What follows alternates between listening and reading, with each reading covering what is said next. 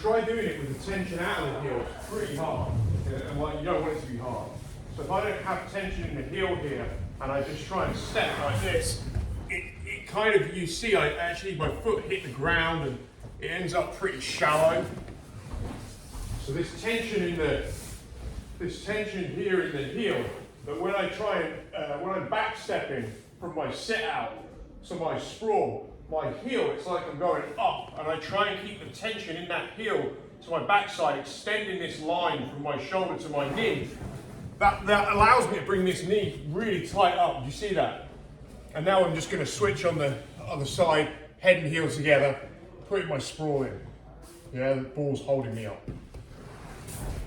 So keep that tension in the heel and try to take it to your backside all the way through, and it will help your hips turn in as tight a circle as possible. And that's what you want. Locking your spine and making you breathe.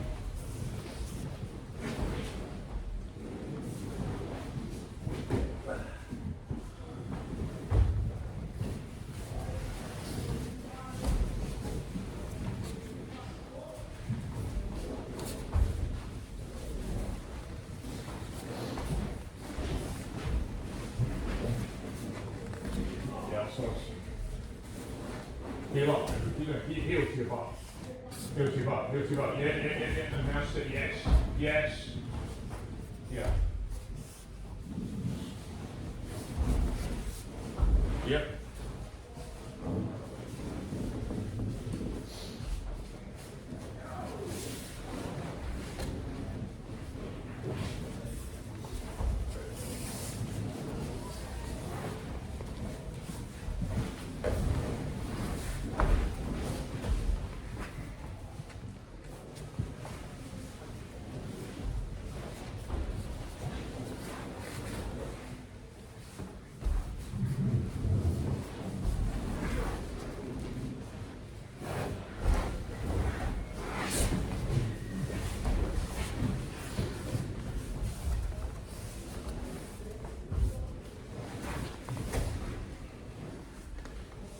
Hands are not on the mat. You put your hand on the mat, someone's going to arm lock you or take you back.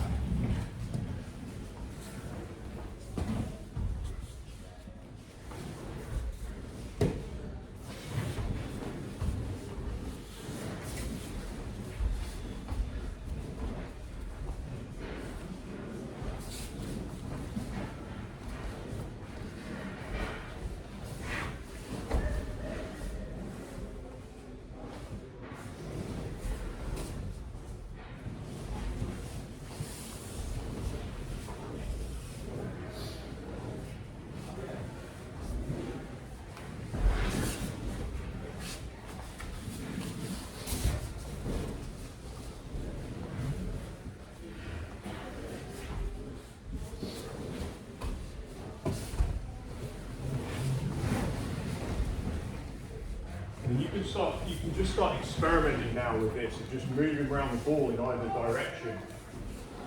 We're basically doing a harder direction to move in. The easy one for Sam here would be if you wanted to just step your left leg towards me. Pretty easy, brings the heel up to the back, yeah. And the head goes back at the same time, not stop you falling forwards. That's why the sprawl is there to stop you falling forwards. And so it's important that when we're sprawling, that heel and back of the head is working together all the time, like we've been working pretty much all this, certainly the past few days. The two of them need to move together. And when you do that, it locks the spine, it allows you to move while you're on top of somebody. Yeah, so start to now just turn it into a little drill of, it's almost like I'm imagining they've gone from my legs, I've sprawled, I want to be able to move perfectly in either direction, yeah? So let's just work on that now. You've got the easy way of moving, you've got the harder way of moving, where you're back stepping. Is that just going to be whichever feels right at the time first? Yeah. The back step's the harder one. And where people are taking the back of their head to their heel when they're rotating, they fall forwards.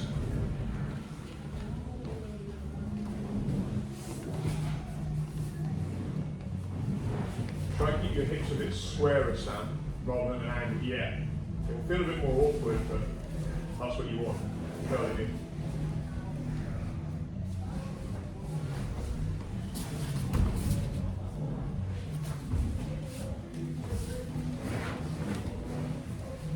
Yeah, pull with the elbow, dig with your elbow, and back arch with the head. Not so much twisted here, just take your head back, because you're going to push your hip in, yeah.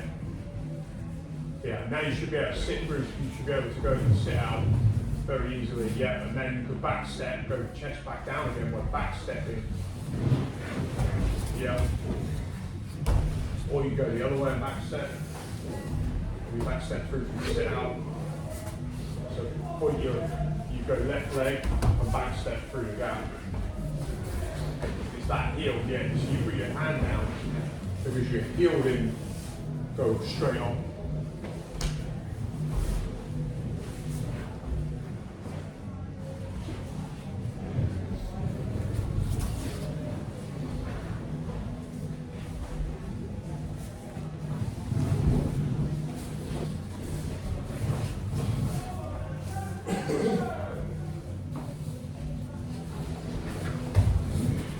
Make sure that every time you do that knee or that hand goes to the mat, I can guarantee you that if you back arch your head towards your heel, and your heel's going towards your backside, it will stop you falling forwards. It will stop knees hitting ground, hands hitting the ground, because it just locks everything in.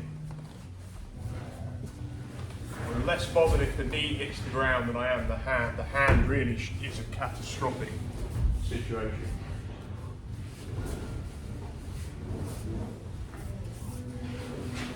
So your back, your head down and your heel are going to go together as your back step. Yeah, let's try to see if we can balance. Don't worry about balance. Just turn your body, your upper body at the same time. Your head and your heel are doing that. Your upper body's going to turn down. Yes. And if your hands are going down, put your arms on the ball. I'd rather your arms are going on his throat, on his ribs. He's feeling weight in you rather than ever this. It's always on him.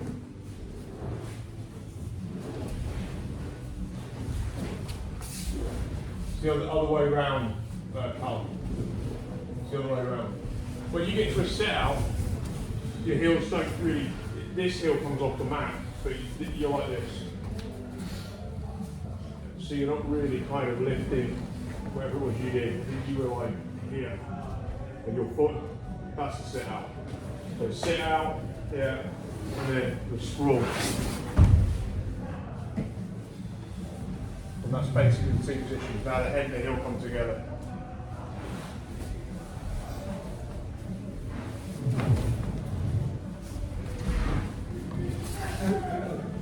I keep thinking I'm passing off my elbows as I'm coming through. What's the best way to transition? You're a little bit side. You're a little bit in a transition there. You're in the transition. Whereas the sprawl really is my hips are square away. You're like this. You're standing like this as well. It's the front of my hip side. So my heel comes up, and then I shoot through here. And it's all heels. From here I can go straight back. If I'm going to go straight back, these are all going back. My head comes back. My heel is going up as high as I can get it to the ceiling. Yeah, or I could go, if I wanted to back step to sprawl again, it's a very simple one, right? Or I turn all the way through the rotation. It's going to be like one of the hardest things to do. I'm in a technical stand up. From here I could just stand up, right? Or a few times I can put my hand on the mat because sort of I would just stand up, right? If your opponent was there. That's another one you can add into it.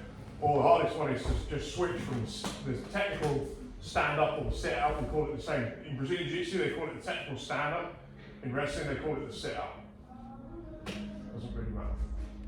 But when I'm thinking about switching, this is going to be the hardest one of all. So I'm thinking about the all the pulls of what I'm going to have to do.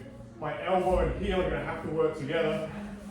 to turn all the way through, and the back of my head's going to have to do a big back arch as I'm doing this through. So my head continues to push backwards, and that's what lands me in this position. I'm going to square up on the hips, put the pressure in, and if he starts pulling me forwards, so if Gareth was to begin pulling my arm right now or anything in that direction, the heel and the back go up. And that's what's going to keep me in while I'm teetering on the brink.